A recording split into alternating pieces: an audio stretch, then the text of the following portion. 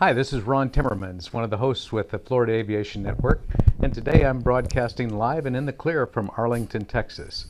My guest today is Ken Reiter. Ken is an owner and operator of a Beech BE-60 Duke airplane, and we just now completed proficiency training for Ken, something that you do about every year. Is that Every right, year. Ken? Mm-hmm. Yes. Well, good. So how long have you had the Duke? So we've had the Duke about 6 years, and it's been flying for about 3.5 years. I see. And how many hours have you put on the Duke already? So far, we've got about 210 hours on the Duke. Wow, and you've flown in a number of places, I understand. Oh, yeah. The Duke is a fantastic aircraft, great traveling machine.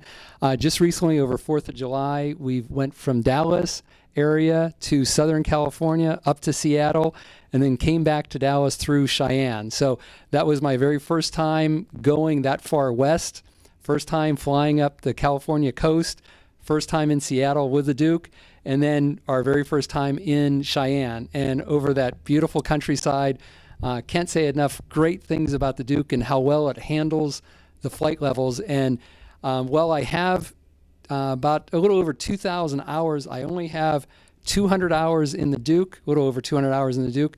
And when I transitioned, thanks to BPT, when I transitioned from my 36 into the Duke, I had about 6 hours of multi-engine time, and these guys were fantastic.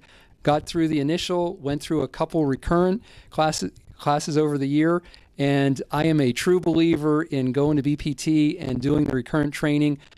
Every year it gets better for me, and the instructors are fantastic. So I would strongly recommend anybody go to BPT, and I do recommend people go when they ask. But those guys have been fantastic. Well, great. Well, thank you. I wasn't anticipating quite such a nice endorsement, but that's great. So I'm one of the contract instructors for the Bonanza Baron Pilot Training Program, BPT, as Ken mentioned it. And we do recurrent training with Beechcraft pilots, Bonanza, Barons, Dukes, Travel Airs, and the like, various places around the country. I just happened to be in the Dallas-Fort Worth area this week, and Ken was looking for proficiency training, getting his BPT recurrent training. So we have your logbook now all filled out for our 3.3 hours that we flew today, and your endorsements for IPC and for flight proficiency. So the Beech Duke, as Ken mentioned, is quite an amazing airplane. There's not that many of them around, but they are a wonderful airplane. Two big old Lycoming TSIO 540s, is it? 541s. 541s, okay. And how many horsepower each? 380 horsepower each. 380 a side. So they do consume quite a bit of fuel, but they will climb as high as 30,000, flight level 300. And you can, at that altitude, what kind of true airspeed do you get? I really haven't spent that much time, but what I do is I flight plan for 200, 210 knots. And what I found is, because you did say it does burn a lot of fuel, the only place I don't like the Duke is at the fuel pump, but I love it every place else.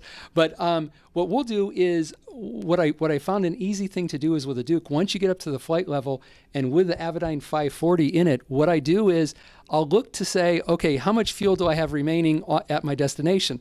And like on the trip back from Seattle, it was like, oh, okay, I'm going to have 15 gallons remaining at my destination. It's like, no, that's not enough. So I pull back 2 inches of manifold pressure.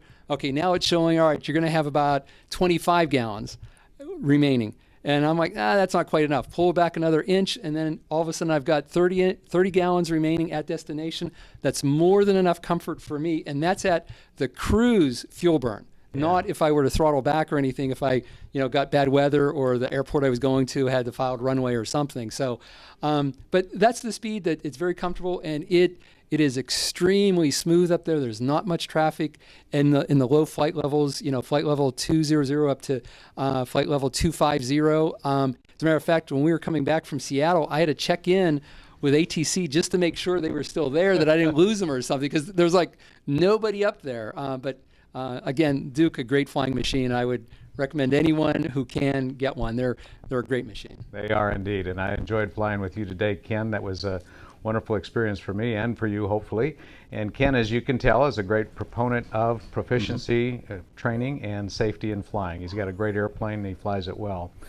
So thank you for joining us today. My name is Ron Timmermans, and I'm with the Ken Reiter in Arlington, Texas.